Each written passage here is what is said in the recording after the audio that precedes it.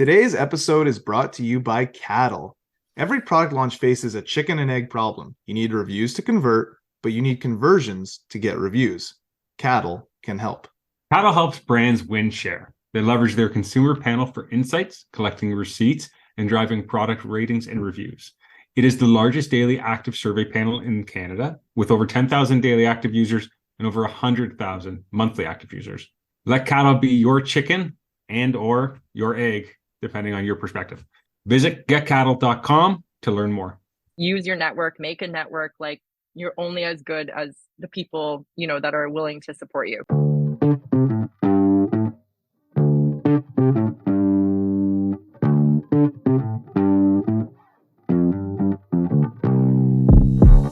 Welcome to Hearts and Carts, the CPG podcast, the podcast about the people behind the products that are winning hearts and filling carts. This cast is for anyone with an interest in the world of consumer products.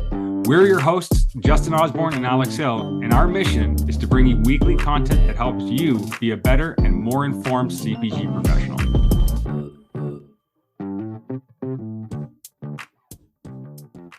Hey everybody, welcome back to another episode of Hearts and Carts. It's Alex, your co-host, and I'm here with Justin, and we are getting ready to strip down and talk about nud fud. Justin, who are we chatting with? Good thing this is a podcast and not video. Alex opens it up like that. We are meeting with Julia Kirouac, who is the CEO and founder of Nud Fud Inc., which is an amazing company whose sole purpose is to improve the way people eat and provide the highest quality and integrity products while minimizing negative impact on the environment. An amazing company, Canadian company that's grown. She's going to talk about some fun stuff that she's done over the years and really gets into some honest and open conversations about the space, which is really cool. So we will move into it. Don't forget to like, subscribe, follow us on any of our social media channels. Make sure to give us those 5-star reviews and hang around for the interview. At the end, we will chat about our key takeaways. Here we go. Goddamn, you got some pleasures, textures. Come on, man, you got it going with all the crazy confections. Got drive first. You've got some pleasures, textures. Hey, Julia. Hi. How are you? Good. How's it going? Going good. Thanks for joining us. Good to meet you. How are you guys? Good. You're on the West Coast, right? BC? I am, but Alex is out near you. I'm just outside of Hamilton here, just in the little Dundas Valley. Got it. Nice. Very nice. Yeah. Where about you? You're in Toronto? Yeah, right in Toronto, just downtown, and yeah, it's great. Awesome. Vancouver's much prettier. But anyway, we don't get into everything. The differences between the both. I got to add that to the tally. We've asked a few people. I'm trying to constantly remind Alex of that. Yeah. Yeah. Hey, I don't fight it. I think BC could stand for better Canada. Toronto is amazing. I love Toronto. I love Hamilton, but it's hard to compete with like Stanley Park, the Sea to Sky Highway, mountains, and yeah. It's all, I mean, I was just in the US and it was like 30 degrees and sunny, and now I'm back here and it's cloudy and rainy. So it's tough for me to right now be like, yeah, it's the best place ever when it's pouring rain and dark. So, you have to have something negative, and that is your wet weather. So that's all you get. Yeah. So July and August, best place on earth. February, March-ish, I could go somewhere else. that's almost all of Canada though. Who are we kidding? Like, exactly. It's like that's not much different. Anyway, typical Canadian talking about weather, right? That's always unified. Yeah. Yeah. You're right. The realistic part is like in like July, August, I'm complaining about how hot it is, and I'm like, and so I'm never happy with the weather. I guess it's always the kind of the same stuff. I don't know. It is what it is. But hey, thanks for joining. It's nice to meet you. Joel Fox recommended you as someone to chat with. And, from Live Market. And so, Alex and I both went to school with him, and he's recommended a few people, and they've all been amazing. So the bar's been set high, just so you know. Okay. But, pressure's on. Yeah. Pressure's on. So sweet. Yeah. He was so sweet. I don't believe he's at Rise anymore, but he's not. Yeah, he was lovely to deal with. I think I chatted his ear off for a good hour when he was just picking up an order. He was probably like, can I go now? So that's probably why I cornered him and talked to him. There you go. Yeah. Well, you said very nice things. So shout out to Joel again for intro, and thank you to you for coming on. I'll give you a bit of an intro here for anybody listening that's just sort of listening to our weather talk so far. We have Julia Kirouac here, who is the founder and CEO of Nud Fud, joining us. She's been in the space for a long time now, started sort of on the holistic nutrition side, and then became a founder. So really excited to hear about her story, her products, some of the different things that she's done, and sort of where she's at right now. So maybe just to start, Julia, we could go back and talk about beginning your career, like what did you take in school, what got you into this space, any jobs you had before, and then like how you got to where you are now. Totally. Yeah. So I think like a lot of food founders or millennials, I was initially super naive and thought, I'm going to change the world with food. But yeah, so kind of where I started to go back. So I was actually a ballet dancer. I used to be in the United States. I was dancing in San Francisco. I was in a contemporary ballet company there. And I did that instead of go to school with my cohort, so to speak. So I've always kind of been, I guess, a rebel in the sense that I didn't follow the traditional trajectory of what was expected of most people. Despite being on the honor roll and all that, being in ballet, you either do it when you're young or you don't do it at all. So I was really lucky to have supportive parents, went to the US, said no to scholarships for academia, and tried out ballet, even though I'm a 6 foot tall, huge, big boned, like massive person. So I'm always trying to insert myself in places where I don't fit and choosing the hardest path possible. It's very stupid. Maybe I should see a pattern or a therapist. But anyways, so yeah, I was in ballet, had terrible injuries. So that's what ultimately ended my career. And at the time, this is going to date me, but it was also at the time of the last recession in 2008. So there were no jobs. So I was really interested in nutrition. That's kind of what started it. And the United States is much further ahead in regards to the ability to cultivate, niche trends and, things that are really cool and coming out of Hollywood, so to speak, right? Or just anywhere in there. So I was exposed to that as well subsequently. So when I came back to Canada, I was like, well, shit, there's nothing here. And, we're so far behind. And I was still interested in nutrition. And I was like doing tons of studying. And sorry if this is too long winded. You can also tell me to shut up. Perfect. We are talking. I'm on a podcast, so I will talk. But yeah, so I was like, the more research I did, I was like, this just doesn't make sense that our system isn't set up for optimal health through optimal nutrition, through the food we consume. And in fact, it's insane that there is absolutely no incentive for people who are feeding us in CPG to make nourishing products that actually are healthy. Like, mind-blowing. So being in a socialized, healthier country, I was like, I'm going to change that. Food is definitely a part of needless suffering and illnesses that are lifestyle caused, and became a nutritionist.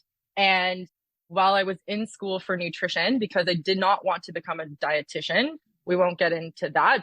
So I didn't want to go into dietetics, became a nutritionist, and partway through that, whatever degree you want to call it, I decided to start my CPG company to cultivate change in the industry. And again, that's where the naivete is, because you don't realize how many layers there are in place to keep the system the way it is for a reason. So yeah. And as they say, I guess the rest is history, although we will get into more, but that's kind of the origin in as succinct a way as I can tell it. Is it dietitians who are keeping the Canada Food Guide alive? Is that where that comes from, or just? So I wouldn't say that's where it comes from. I mean, ultimately, food guidelines and regulatory requirements in regards to infant nutrition, and certain things that are required in hospitals and prisons, etc., would come from the top down. So there would be obviously would be government that's doing that, and unfortunately, like, not to delve into conspiracy theories, but it's known that there's obviously lobbyists and special interest groups that ultimately have influence on, our regulations through government that can end up swaying things to include, certain regulations or, water other regulations down to benefit certain industries within Canada, which does have ripple effects and some very long-standing effects, which can be detrimental. Makes sense. So you basically leave ballet, you get this education, and then you decide you're going to kind of take on this system. What's Julia? The man. Yeah. Step one. Like what did you do? Yeah. So because I didn't have any other, CPG or conglomerate corporate jobs, I literally had no idea what I was getting into. I was just like Googling how to make a food business. So I started in my parents' basement to diminish my risk, so to speak, or de-risk from a financial perspective. And like a lot of 20 somethings, I was in my parents' basement. I just wasn't doing pot or anything like that. I was making organic snacks.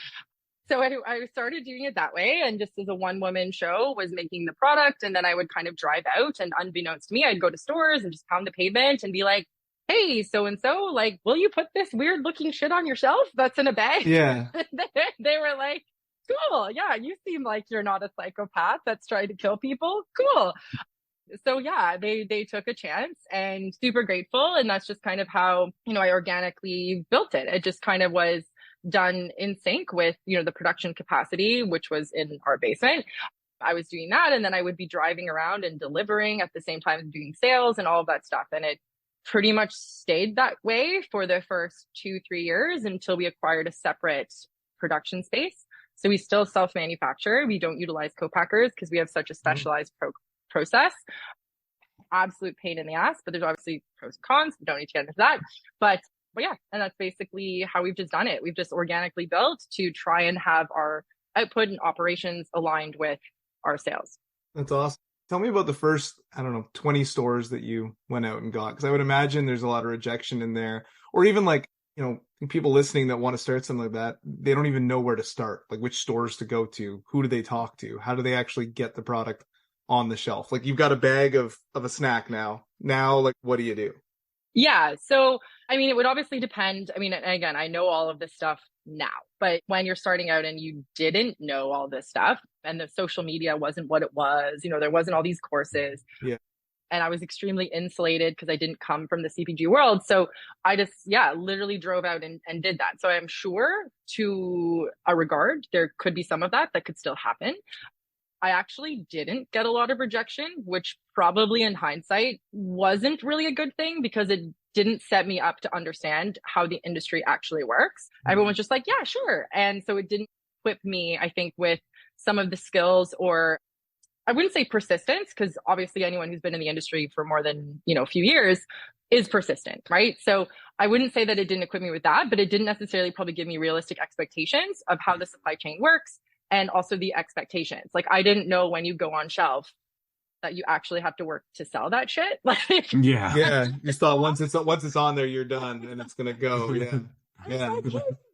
Yeah. In your domain, in your control. Little did I know, right? Because I'm like, I'm already making all this shit, right? Yeah. Like, and dealing with food safety, right? Like, and the recipes and all that. Like, I had no idea that we have to control it from start to finish. And even then, once someone literally craps it out, they can still have a complaint. So it's like, it's never ending. But yeah, so sorry, you initially asked, how does someone really get started? So I think, or what stores to approach. I think at the end of the day, if you're scrappy enough and, resourceful enough, you can always make something work, right? Like you can always deviate from what's the norm. You can always find a way.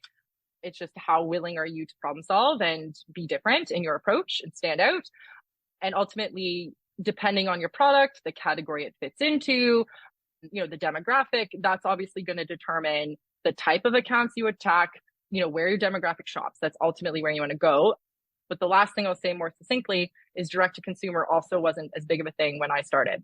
Mm-hmm. So I think now it gives a lot of opportunity to essentially incubate, your marketing concepts, your idea. It just makes it so much, it's still hard, but easier in the sense that you can really understand and geo-target who's my customer. You can send them surveys. Like, can't do that shit when people are buying it from the shelf, right? Like you have no idea if it's a 90-year-old woman with a hip replacement that's buying your shit for a particular reason, or like a 3-year-old, right? Like you have no idea. So I think there's a lot more visibility and ease of, or let's say reduction of friction with really, really understanding why people buy. And that's a huge piece in being able to scale and be successful, in my opinion. Yeah, Makes sense. For Makes sure, sense. right? Yeah, it's one of those that, yeah, now with DTC, it does give you an opportunity to do that. Let's go back to the co-packer versus manufacturing yourself thing, because I think that's another thing that entrepreneurs struggle with, right? I've seen a lot go the co-packing route because up front it's like, well, I don't have the capital to create a line, right? So they go to co-packer. But I've also seen that creates challenges for the business in terms of like line time or costs or just, future issues. So I've seen it work both ways, but how did you ultimately decide to do that? Like, what in your mind were the pros and cons, and why did you decide to do that? So cute that you think I like sat down and strategically decided that route. Like, there is no sounds good. I was just like, well, we've been doing it this way this long. Let's just keep doing it this way. So no, I think, but all jokes aside, I think when we did learn more and we understood a little bit more about like, oh, there are co-packers. Oh, you can do this. I think because our product quality, and I'm not saying this as an asshole, it's like pretty much unmatched. It's very unique in the way we do it, where it's fruit, vegetable first, and then seeds. That's it. Like no starch, oils. Like there's no one else doing organic, pure stuff like us in this regard. Like we still peel the shit. Like no one can really do that scale. So it's hard to, I think, take certain commodities and certain products to a co-packer because you have to insert it into their existing way of how they make it, or you're going to have to buy equipment anyway, which a lot of founders, unless you have access to a lot of capital, aren't really going to do. Also, because mine was so expensive and specialized, we didn't necessarily have the room for a co-packer, even though I've heard sometimes they can do it so efficiently at a scale that, it would end up ironing itself out or evening out. That just wasn't the case for us. So we did look at it to what I could see it didn't work for our particular products. Obviously, in certain items, like if you're doing Tetra Pak, like I have a friend who does that, there is only that option, right? So it really just depends what you're doing, how specialized it is, how scalable is it, and even then, like you said, you're going to have challenges with trying to get line time. Are you going to have to buy $100,000 worth of each SKU? Like, how is that going to work? Like, there's so many challenges no matter how you do it. But I would just say we just did it this way out of pure necessity. Has it been all rainbows and sunshine? Absolutely not. Like, it's an absolute nightmare managing, because it's like you're running two companies in this regard. Because now you're running a full scale manufacturing company with its own HR and all that shit. And then you're dealing with the brand and distribution and sales and marketing and all that stuff too. So it's a lot, but totally doable both ways. It just really depends on what you're looking to achieve. And the last thing I'll say there is it also depends on how quickly you're looking to scale due to that capital access issue, let's say. So like for a lot of people, they go the co-packing route because it allows them to chase top line revenue, even without profitability. And that's been the way it's kind of been in the last crazy 2010s. Because everyone didn't give a shit about profitability. They were just like, grow, let's throw money at it. And who cares if it's sustainable, we'll be gone and on a beach. So I think that's kind of been the typical route for CPG. So it just depends, again, like why you're in the business. Are you in for the long haul? And how specialized is your product? Is it able to be outsourced, et cetera, et cetera? There's a million questions. Yeah, it's cool. I would imagine like 90% of consumers don't even know that co-packers exist. Like they just assume that the product comes from the company and they have no 100%. Idea. Like a Tetra Pak's a great example, right? They manufacture like every single juice box form of RTD. Like one place is manufacturing all of it for the entire country, right? You have no real idea. It's very interesting. Cool. I like that. That was good. So it was this that brought you to Dragon's Den, like that inflection point, right? So maybe let's talk the that. product. Well, you needed capital, right? You wanted to. I think when you went on, I didn't know what I needed. I was just like, again, no publicity, no strategy. Like, I literally saw someone post on Facebook that they had auditioned, and the competitive dancer in me, I was like, well, what the fuck? I can do that.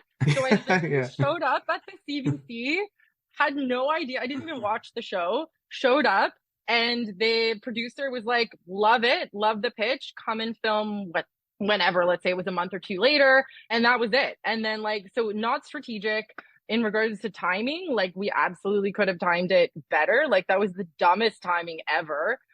yeah, no, just all wrong on my part. But great opportunity. And obviously for marketing, that's really the bulk of the reason why people do it. I'm sure you've heard this before, but because everybody and their brother has been on Dragon's Den at this point. If you have a product, like you're guaranteed on basically. But yeah, like 90%, the stats are still correct. 90% of people don't get a deal that end up getting a deal, right? So it's a lot of it's just marketing. Yeah. Yeah, I was trying to figure that out actually, like because I think you said in one of your interviews, maybe it was with CBC after it was a follow-up interview, that you didn't end up making the deal. But I wonder, like, who has actually made a deal? Like, I've seen so many deals made, and I don't know. Like, they don't have unless you watch those follow-up videos, like who's actually like in a part? Are there any actual Dragons Den partners? I don't know. I'm sure there's the odd one. But to their defense, again, it's set up like all reality shows, it's set up for entertainment. And when you go on to pitch, like they also haven't seen any due diligence either. So, I mean, to be fair, if I came in and you didn't know me, you're like, who's this psychopath that like wants 30% for 100K, right? You'd be like, I guess she seems okay. But then like you go into due diligence after, right? So it's the complete reverse of the normal process. So like, it doesn't really surprise me as to why a lot of them aren't successful. But hey, it gives an amazing platform for entrepreneurs to be able to reach a wide audience, and you don't pay for it. So like, I'm absolutely not complaining. I'm just saying on my end, not strategic. And I understand why the deals don't go through. That's how I'll summarize that. And when you say not strategic, like were you, I guess like, because when you get on, it airs, I'm assuming there's a pretty big spike in sales. Were you guys like organized for that? Or was that like, that kind of just hit you guys? No. Basement. I was like packing up shit like in the foyer, like literally.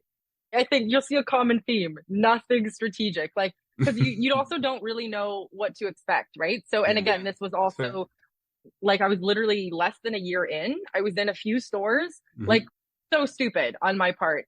So definitely premature. I would say ideally you would want to have a much wider or broader distribution map in order to utilize that as marketing to help push people into stores to increase store velocity, right? So things you learn.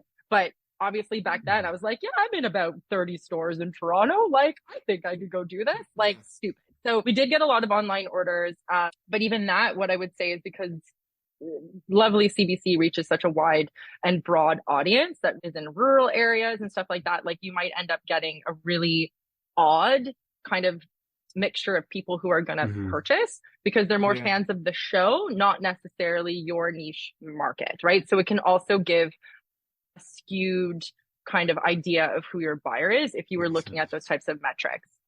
But again, we didn't look at any metrics because this was also pre-Shopify and pre all of that stuff. We were just like, we've got a shitty website that we just threw together a day before air. Let's see how it goes. Like that was basically it. So immediately crashes. Exactly. And it did. Yeah, it was a good time. So I did want to ask when you went to DCC. So you went to DCC like right at that time. I guess if you can call it that. Again, no strategy, staff to manage it, no money going to that. It was just like, we've got one. It's like those small businesses that have like a Google listing. It's like set it and forget it. Like that was the strategy. It was super bad. And but again, I would say it also dates kind of when and how I started in the industry, because back then how you built a business was you go to this store, then you go to this store, then you go into this chain, then you get a distributor. You know, even with Whole Foods, the way you used to do it is you'd go to one region, prove yourself, then you go to another region. Like that was the mark of success. That was the strategy. Now it's completely anything goes. You can D2C and do 100 million and then decide you're going to cherry pick with geolocation which retailers you're going to go into. Like it's so different now, which is great. It's just very different. Yeah. So I guess the Dragon's Den deal didn't work out. At some point, you know, you would have needed capital to build your manufacturing piece. Like, did you go through a round of financing, or how did you approach that? Yeah. So I also, again, no idea how things had worked. I didn't come from, you know, a network where I understood like even how to get money. It's almost like there's this barrier. Like I felt like a monkey in a zoo. Like there's this glass. I'm like, how do you get to the other side? Like it was shrouded in secrecy. Yeah, had no idea. So I still haven't raised. I'm still 100% owner of all of my equity, which is nice, but you also own all of the debt and liability.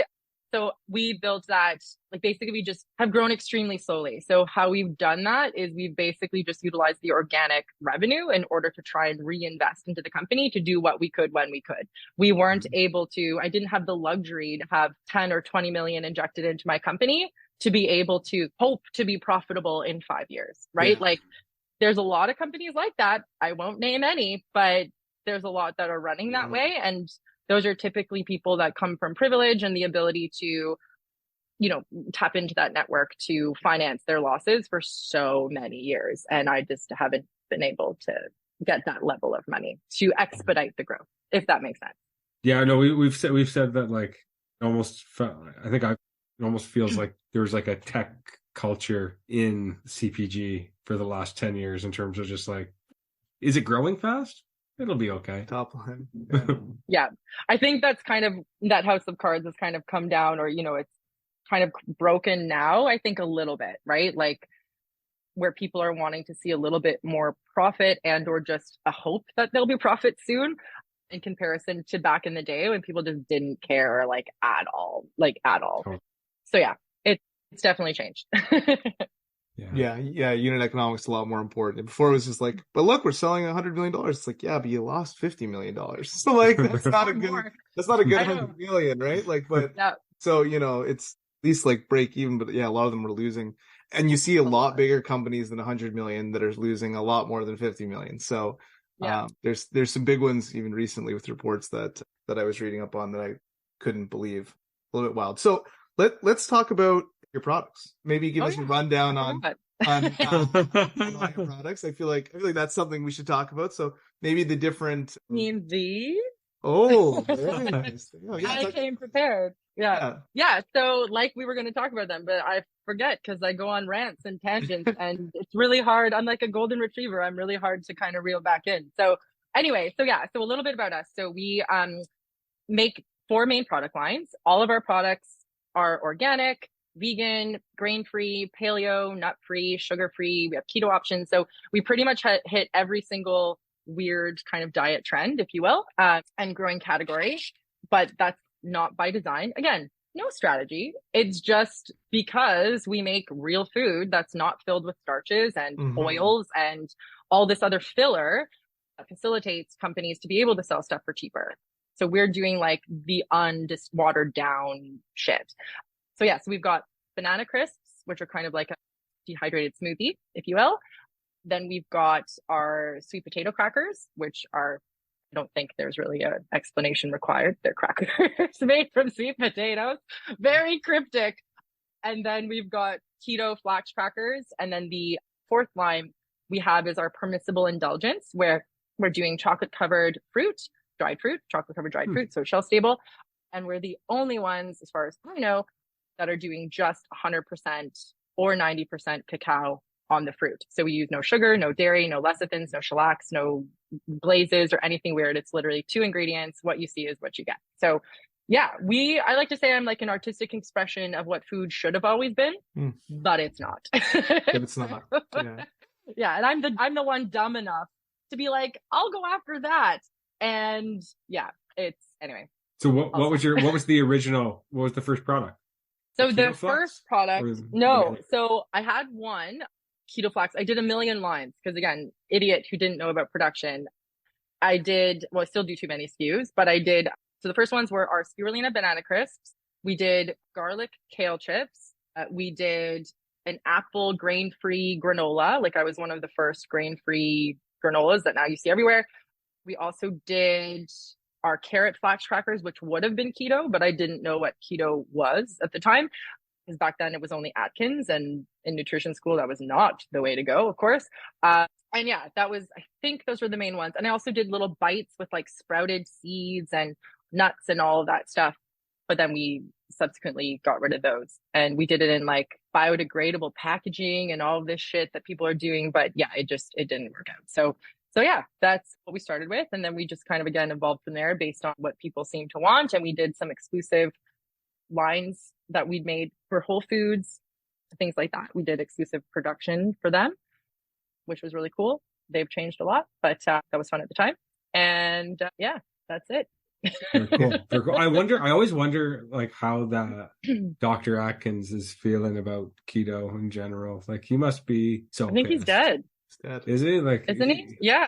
He must be So I don't rolling think he over. feels That's but I don't think he feels anything. that's why you got to be careful sometimes with these diet trends. If the people in, like, you got to be careful what you're actually following. But Yeah. Keto's an interesting one because I've had some friends that you lose weight on it. I've had some friends that do it, and it's like, oh, I'm eating bacon covered cheese, and it's like, that's not good for you. Like, I don't care if you're losing weight, like it's just not good for you, right? Like let's be honest here. Yeah, like let's be honest here. Right? Yeah. You know that that's not good for you, but interesting. Tell me about the packaging, because I know in the Dragon's Den episode it was basically just like a Ziploc bags. That was very beginning. Now you this beautiful packaging and branding. So I'm sure it's changed a few times over the years. Like, what was your approach to that? Yeah. So, I mean, we initially started with, clear bags. They weren't just Ziploc, but they did have a zipper on it, of course, with stickers. And the intent was because we were called Nude. We wanted people to be able to see that we were being transparent, no nonsense. And it also gave this kind of, again, nothing strategic at the time. That's what we could afford because I couldn't justify, like a 50,000 per SKU order. But it worked in our favor because I think it gave this kind of homemade feel at the time when people were open to that type of vibe. I think it was a lot more like hippies and like me, like really interested, like natural food freaks like me. Whereas now we've seen you can't even launch a SKU unless you've raised how many million and you've got this marketing department or agency that's kind of done it for you. So like everything has to be so sleek and so polished and like, which is great. But at the same time, I think it kind of detracts, from what this whole movement in natural food was about. But anyway, so we definitely didn't start in sleek packaging out of necessity again.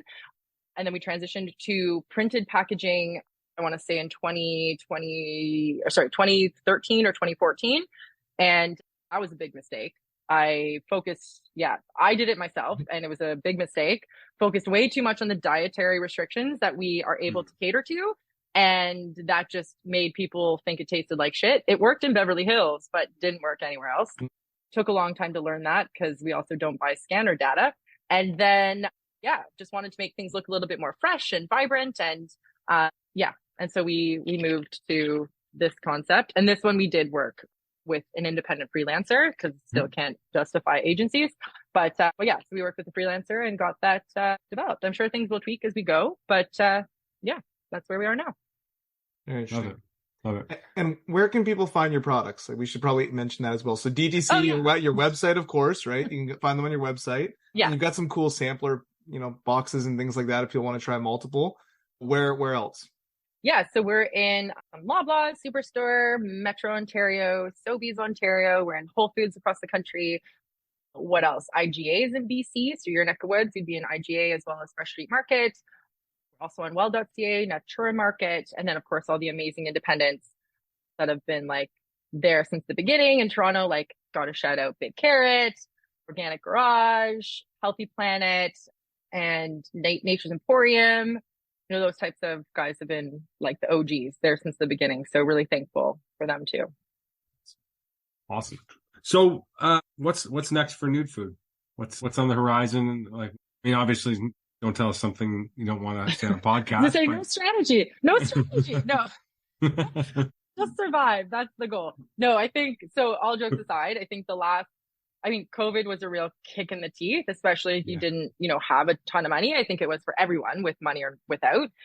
But I think because we hadn't done a raise, it really forced us to kind of move away from the idea of, that we can run at a slight loss because inevitably we'll be saved by a raise. So it really made us move inwards and improve our COGS, improve, our gross margin, all that stuff, which I think ultimately is inevitably have to be done anyway in order to survive. So I think that was good.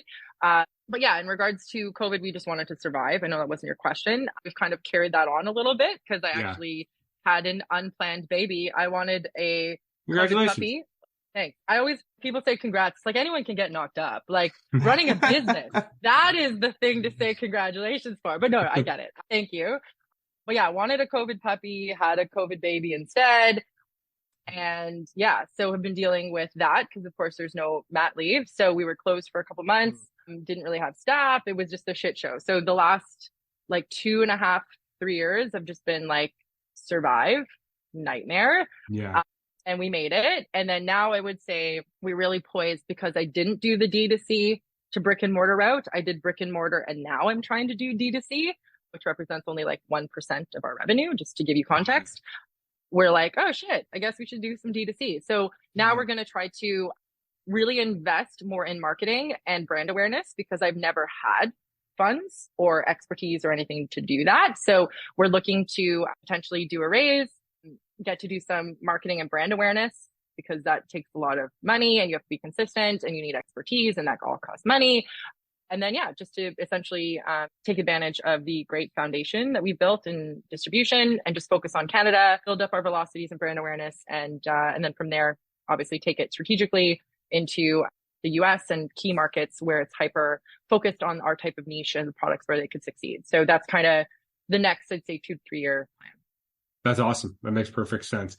You said you were selling in Beverly Hills. I see on the store locator a lot of Canadian retailers. Not now. Not now. Okay, not now. No. So because when COVID hit, we were like, oh shit, we don't even know if we can make payroll. Continue to finance, losses in an area where I can't even go. And at the time, nobody had any idea of the extent, how long COVID would last. So I basically, again, when we were looking at our COGS and how can we improve gross margin, a big part of that was looking at, well, where are we hemorrhaging cash? And the United States was a massive loss. Like, it was not working. It just takes so much money. It's so competitive. The distributors there act like they're trying, I mean, any distributor does, but they specifically in the US act like they're trying to put you out of business, which is fantastic. And so we were like, well, screw this. Like, we cannot carry both regions. And again, I'm only a 1-woman show. So I was like, can't do it. Focus. Again, golden retriever chasing sticks. I'm like, just focus, focus. Yeah. And so we were like, we got to cut that. So we cut the US, and now we're just kind of, licking our wounds and looking to rebuild, but better, because I've already made all the mistakes and learned everything that I didn't know. So now it will be much more streamlined and, in theory, strategic. I love your sense of humor and general attitude about like the learnings. And I often make these types of jokes to the younger people that, like, we go into any career thinking we're going to have so much more certainty than we ever get, and make so many more mistakes than they ever tell you you're going to make in business school. So I love the way you're just kind of real about it. So thank you. Yeah, no problem. And we're nude. Like, I won't strip down for you, but I will tell you anything you want to know, and even things I probably shouldn't. So it's just some of those things I like. Where'd you come up with that forecast? I completely made Who knows? It up. I completely made it up. That's the answer. It's like I can say I did this A, B, and C, but I mean, I just put a 5 in the box and called it a day, right? What are we doing here? Yeah. So for somebody that said throughout, not much strategy, it sounds like you're doing a lot of the right things though, right? Improving on COGS and margin and focusing on areas that get the growth. So I think that's important. And I mean, one of the questions we ask our guests is around how they structure their time. So I'm curious to hear this from you, because you said no strategy, but I imagine, I mean, you're an entrepreneur, and you also have a young child, so you got a lot going on. So you must have some insight into how do you manage all of that? Some structure. Yeah. So I don't think I am managing all of it. It's just, you don't have any other choice but to survive, right? It's true. It's like, what else are you going to do? And of course, when you're doing everything and you have other commitments, like a baby, things are going to fall, right? Like, it's the reality of it. There's only so many hours in the day. You only have so many skills and things that you can do and manage. So, just to be honest, like, I absolutely suck at a lot of shit. And there's a lot of things that I'm not doing well right now that I probably should, but I just can't. I don't have the capacity, and I don't have the resources to hire in the expertise. And that's always the irony. I'll get to your question, but that's the irony, is whenever you go to talk to someone with pitching or something, they're like, oh, well, how come this isn't better? And you're like, because I couldn't afford someone to make it better. And they're like, oh, well, come back to us when that's better. It's like, chicken and how egg. Exactly. Like, it's so stupid. They give you an impossible task, because a lot of people haven't been in the position to actually understand. And that's another thing. Soapbox moment. That's another thing that needs to change, not only for female and BIPOC entrepreneurs, but CPG period needs much better access to capital in Canada, in the sub 1 million, sub 2 million mark. Even if it's over 100K, like cool, like that's still de-risk quite a bit if you're in the game to do 100K or 200K. So like there just needs to be better access. But anyway, I'll never shut up, as you can tell. But what I will say in regards to structure, I wake up or the baby wakes me up, which is annoying. I look after him because I do mornings. My husband does night times, except for when we're traveling. So I look after him in the morning. I spend an hour and a half with the baby in the morning, making him breakfast and all that shit. He will never remember or care. Then I commute downtown because we can't afford a house in Toronto. So I'm living with my parents for free childcare. I commute downtown from Markham every day, which is also awesome. Then I basically, just tackle whatever the hell I can in my day, put out fires and make sure the ops is covered. Marketing, I basically do dick all of. So that's great. But basically ops and sales. That's the fires that I focus on most of the day. And do I have enough money in the bank to keep the company going? And then I end the day sometime between 6 and 7 to commute back up in an hour of traffic, try to see my baby before he goes to bed, and give him a bath. And that's pretty much it. And then from there, I try to dinner and see my husband for 2 minutes. And then that's it. How old's your little guy? He's 13 months. My little guy's 15 months. So I know a little bit of what you're experiencing. I can't imagine having my wife having had to work through it and all that stuff. So kudos to you for grinding. And I can imagine that's not an easy day. It's definitely not. Yeah. If you have a kid, it's, no words can tell. It's great. Anyway. Now, my wife listens to this. I better plug how much I love my son. When you said, won't appreciate any of the stuff you're doing, like, you're so right, though, because they have no idea. The way that I think about it is, one day when I'm super old and falling apart, he's got to take care of me and repay the favor. That's the way I look at it. That's great in theory, but again, there's no guarantee, right? Like, I know he's gonna stick me in a home. I know it. Exactly. or here's a robot. Here's a robot I bought for personal care because our medical collapsed, right? Like that's what you're gonna have is a metal, lifeless thing to look after.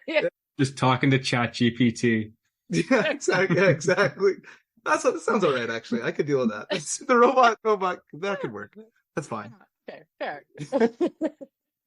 Hey, so one thing we're always interested in is brands that people love. And you obviously have your kind of unique perspective on the industry and on the food industry in general. So curious, like any brands out there that you want to give a shout out to that maybe you love the product or maybe you just love what they're doing as a company? Yeah, so this one I actually find the hardest to answer because I think when you're an outsider, you look at stuff and you think like, oh, wow, those brands are so great, but you don't really know anything inside about how shitty they are or the people aren't what they portray, right? Or vice versa. They could be amazing people, but they've had to make some sort of consolation in order to achieve scale and their product isn't exactly what they hope to envision, right? So there's just like, and then when you're in it, you're like, oh, well, this is some cheap shit. Or you're like, oh, well, this could be made like this. Like, you get so jaded. So I think in food, it's really tough for me to pick someone. But what I will say is definitely like the greats, like before me, like the Cliff Bars and like, the Stonyfield Organics, like those types of dudes that genuinely like went out, or Tofurkey dude, like he lived out of a freaking van for like, 20 years, like peddling tofu that no one gave a shit about, right? Like those types of people that showed the persistence and genuinely did it because they wanted to cultivate change. I absolutely give props to, regardless of the fact I don't drink dairy and regardless of the fact I don't buy Cliff Bar, I still 100% respect what they did. And then in regards to like local people, just, the persistence, like I would give a shout out to Marie at YoFit, like you go girl, like she's in Tetra. So that's why I know like how shitty it is. Like there's two people in North America that can do it. Like, holy shit, has she had struggles? Like, so I just think, and there's countless more. But I think that there's amazing people and no one really goes into this industry hoping to get rich. I think the people, at least who I attract, who are attracted to me for some reason, they're just some really humble, good, hardworking people trying to cultivate change. And those are the people I definitely want to see succeed. Love it. Yeah, well said. Last question we ask all of our guests. is sort of your career insight or soapbox moment. So I know your first piece of advice, don't have kids. Second piece of advice, Go into the food industry. That's what. Yeah. Yeah, and I was gonna say soapbox moment. I'm like, haven't there been enough? Like, no, we want to hear the final one. Of me ranting about shit. Just like when shit gonna shut up. Like, anyway, yeah. So I think, yeah. Sorry, question was, what would be my last piece of advice? Yeah, like so if you were standing in front of, you know, somebody that wanted to be an entrepreneur in this space, right? Or even like yourself, right, at the beginning of this journey, 10 years ago, what would you tell yourself, or what advice would you give someone so that they could be successful, right? Because it's really challenging. Your point, it's hard, right? And I think a lot of people go into it and have no idea really what they're getting into. So, you know, what could you say to maybe help them or at least point them in the right direction? Well, one thing I would say right now is if I was the way I was now, I'm not even successful yet to what I would deem success, but there's no way that I would have a place, because things have changed so much where the barriers of entry and the cost of entry have gotten so much more. So that's kind of what I would say, like, yeah, to avoid heartache or very costly, you know, mistakes, or even worse, time. Raise and get some good advisors, and don't make yourself an island. Like, reach out to people, use your network, make a network. Like, you're only as good as the people, you know, that are willing to support you, because you'll inevitably have to have someone in your corner. And that took me a long time to learn, because again, I didn't come from jobs. Like, I had no idea what I was doing. So it took me a long time to learn. But I think that would be my big thing, is like, you need a lot more money now in food. And yeah, it's not easy. It is so not easy. If you want money, don't come in this career. Yeah, there's easier ways to get rich for sure. It's a grind in this industry. Yeah. That's great advice. And don't have kids. and most importantly, don't have kids. Steph, if you're listening, Leo's amazing. I love him.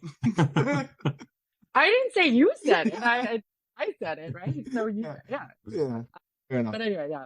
So that would be my final 2 cents. Perfect. Love it. Raw, nude, if you will. Yeah. Well, Julia, this has been awesome. Really appreciate you making the time to join us. It was a pleasure to meet you, and it was just a fun conversation. I really enjoyed your perspective, and it was just cool to learn from you and you know, just hear your story. And yeah, so thank you so much. Thank you so much for the opportunity to talk, and I really enjoyed it as well. So thank you. Thank you so much, Julia. Thanks, Julia.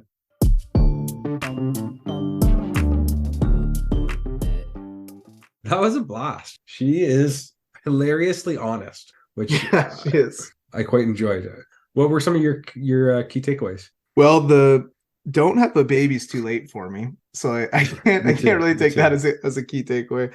But I think I liked when she was talking about her packaging at the beginning, how it was like see-through and clear, and like I remember that natural packaging in those health food stores, and now how the industry's gone into like sleek packaging and brands that have millions of dollars, and sort of detracted from what the natural space was doing. It's almost like natural's gone mainstream, which is a little weird.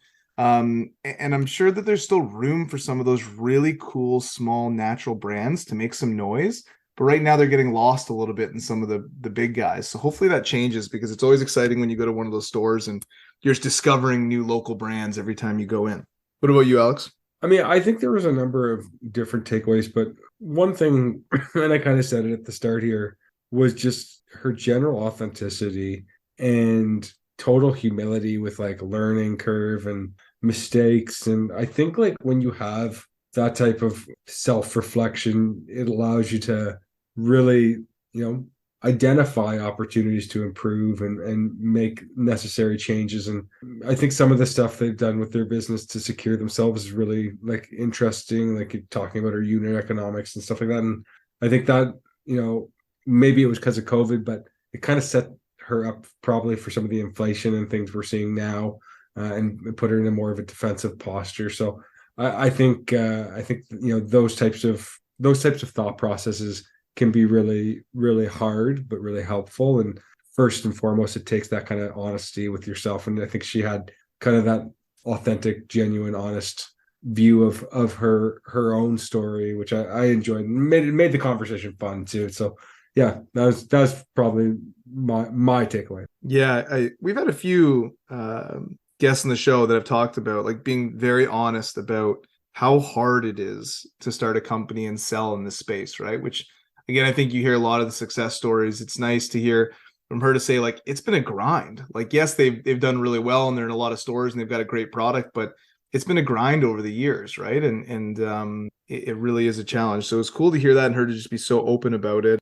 Yeah, agreed. Well, guys, if you're still with us, thank you so much for listening and joining us on this conversation. If you haven't yet, please feel free to give us a review on either Apple Podcasts or Spotify. They go a long way. As well, follow us on social media, Instagram or LinkedIn. And without anything else to add, look forward to catching up with you next time with another great guest.